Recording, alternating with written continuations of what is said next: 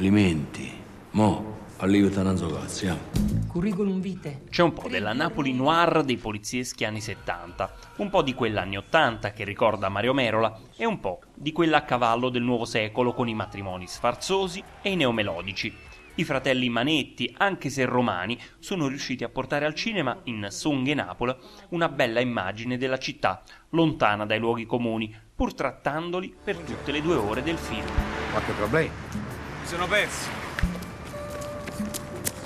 Dove dovete andare? A Caianiello. Sta tutta un'altra parte. Precisamente, proprio Caianiello, come si scrive? E come sa da Cina? Caianiello.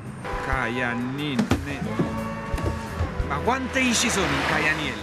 E quando io ci stanno, mi rutto cazzo.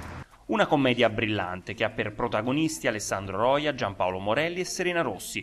Il primo, un pianista diplomato al conservatorio che finisce in polizia pur di trovare un lavoro. Nel giro di poche scene poi diventa infiltrato, a stretto contatto con il secondo, Lollo Love, un cantante neomelodico che spopola le cerimonie.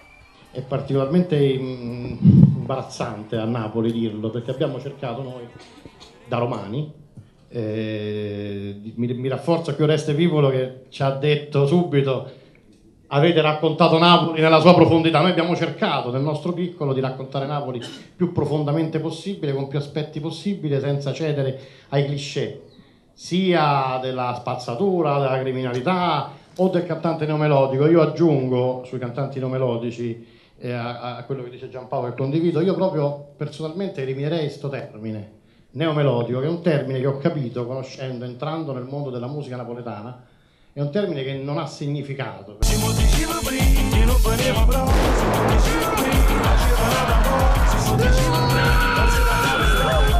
Sinceramente questo mi pare un turz. Lui e quel Lollo Love di merda hanno profanato il matrimonio di mia figlia.